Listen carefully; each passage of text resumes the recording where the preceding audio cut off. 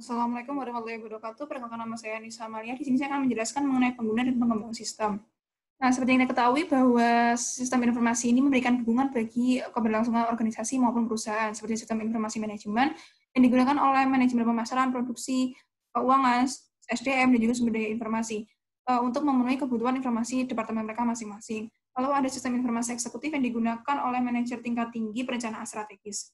Nah, sistem informasi ini nantinya digunakan untuk menentukan bagaimana sumber daya fisik ini dialokasikan seperti uang, mesin, dan juga manusia ke berbagai area fisik perusahaan seperti anak cabang perusahaan. Nah, lalu karena majunya teknologi dan juga era globalisasi, inovasi di bidang TI ini nanti memungkinkan adanya aktivitas perusahaan yang dilaksanakan di luar batas lokasi fisik atau disebut dengan virtual organization. Nah, lalu sumber daya informasi ini terdapat pada layanan informasi yang dikepalai oleh CIO atau Chief Information Officer yang memiliki spesialis informasi diantaranya adalah analis sistem yang berfungsi untuk memperbaiki sistem dan juga mengembangkan sistem yang sudah ada ataupun yang sistem yang baru. Lalu analis sistem ini ahli dalam mendefinisikan masalah dan juga membuat dokumen tertulis terkait penggunaan komputer dan juga sistem untuk menyelesaikan permasalahan yang ada.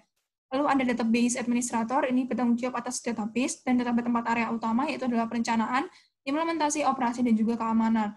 Lalu ada webmaster yang bertanggung jawab atas isi dan penyajian situs web perusahaan, yang nantinya bekerja sama dengan spesialis jaringan untuk memantau jaringan komunikasi antara perusahaan dan pelanggan. Nah, webmaster ini nanti juga bisa melacak orang-orang yang mengunjungi situs web, seberapa banyak orang yang mengunjungi web, atau perpindahan dari halaman satu ke halaman lainnya. Nah, ini nanti bisa mengukur keefektifan dari webmaster tersebut. Lalu, adanya operator, yaitu menjalankan peralatan komputasi berskala besar seperti mainframe dan juga server.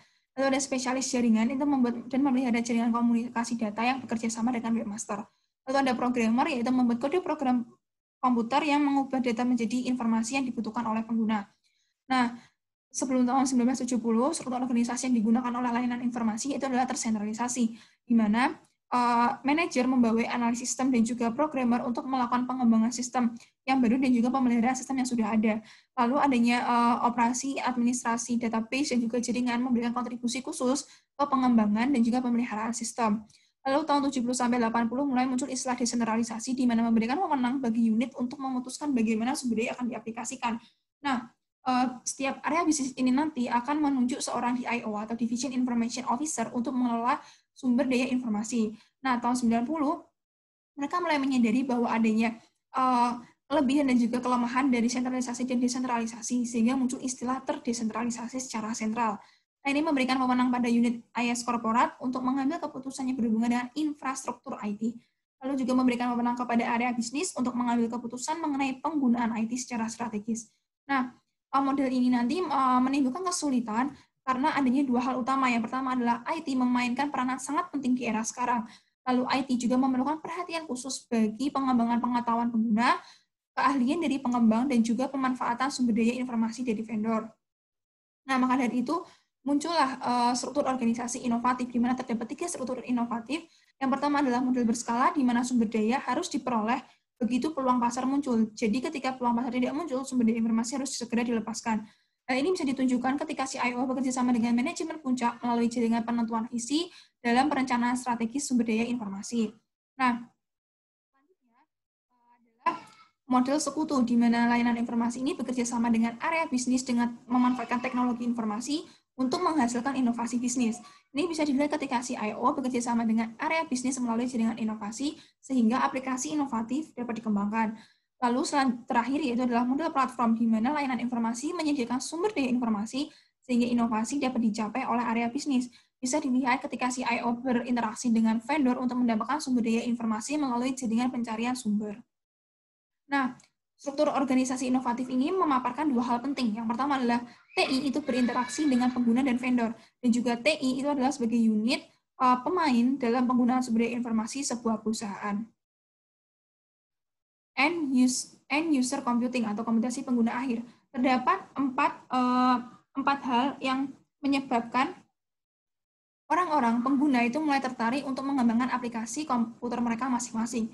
Yang pertama adalah dampak pendidikan komputer, di mana seperti yang kita ketahui bahwa setiap jenjang pendidikan itu memerlukan pemrograman, memerlukan komputer. Jadi saat ini jajaran manajemen, terutama di tingkat yang lebih rendah, itu mulai diisi oleh orang-orang yang memiliki keahlian lebih dalam bidang komputer. Lalu ada antrian layanan informasi, di mana ketika sebelum orang-orang itu tertarik dengan komputer, mereka sangat bergantung kepada spesialis informasi. Jadi ketika mereka ingin memenuhi kebutuhan mereka akan informasi, mereka harus mengantri sekian lama untuk mendapatkan informasi yang mereka butuhkan. Maka dari itu mereka termotivasi untuk mempelajari komputasi. Lalu adanya murahnya peranti keras karena saat ini banyak dijual perangkat keras yang dengan harga murah. Lalu ada peranti lunak siap pakai di mana menyajikan fitur kemudahan sehingga bisa dimanfaatkan oleh pengguna dan juga perusahaan dalam mengembangkan aplikasi mereka. Nah, tapi perlu diingat bahwa konsep IUC ini tidak menghilangkan sama sekali peran spesialis informasi, karena spesialis informasi berperan sebagai konsultasi. Nah, bisa dilihat bahwa penggunanya tetap memerlukan dukungan dari spesialis informasi dalam pemanfaatan dan pengembangan komputasi. Terdapat kelemahan dan kelebihan dari IUC. Yang pertama yaitu adalah kelemahannya, itu adalah sasaran dan sistem yang didokumentasikan dan dirancang itu buruk, lalu penggunaan SDI yang tidak efisien, dan hilangnya integritas data keamanan yang tidak terkendali. Lalu kelebihannya yaitu adalah menyamakan kemampuan dan tantangan. Jadi ini tuh kita memberikan kelonggaran kepada spesialis informasi agar bisa fokus pada satu hal, itu adalah pengembangan dan juga pemeliharaan sistem yang lebih rumit. Lalu mempersempit jarak komunikasi karena pengguna saat ini lebih memahami dasar-dasar dari teknologi. Nah, lalu ada otomatisasi kantor, di mana ini memberikan kemudahan dalam berkomunikasi dengan pihak intern maupun eksternal perusahaan, seperti email, fax, video conference, desktop publishing, dan juga penanggalan elektronik. Nah, OA ini membuat pekerjaan kantor ini tidak harus dikerjakan di kantor, tapi bisa dikerjakan dimanapun pekerja itu berada, dinamakan dengan virtual office. Nah, virtual office ini dilatar belakangi oleh perkembangan dari telecommuting dan juga hoteling. Telecommuting ini merupakan ini beberapa pekerja tertentu yang bisa bekerja di rumah. Keuntungannya adalah fleksibilitas, jadi mereka bisa mengerjakan tugas pribadi dan juga tugas kantor secara bersamaan. Lalu ada perusahaan memberikan perhatian yang lebih khusus, lebih besar pada kebutuhan informasi. Kerugiannya karyawan itu merasa tidak dianggap penting dan juga khawatir akan kehilangan pekerjaan, karena itu mereka merasa pekerjaan mereka itu terpisah dari operasi perusahaan. Selanjutnya adalah hoteling, yang merupakan perkembangan dari telecommuting, di mana seluruh karyawan hanya datang ke kantor ketika dibutuhkan saja.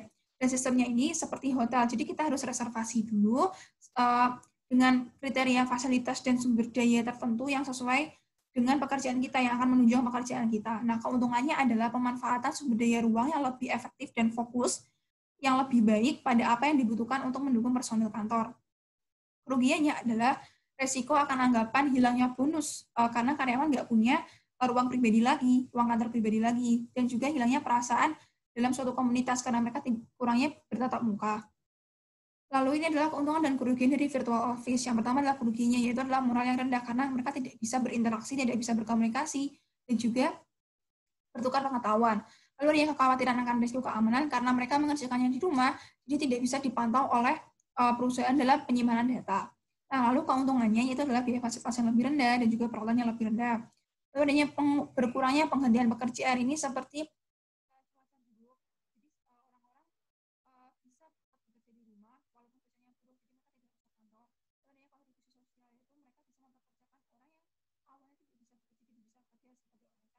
maupun anak sekolahan seperti itu. Sekian yang dapat saya presentasikan. Mohon maaf apabila ada salah kata. Wassalamualaikum warahmatullahi wabarakatuh.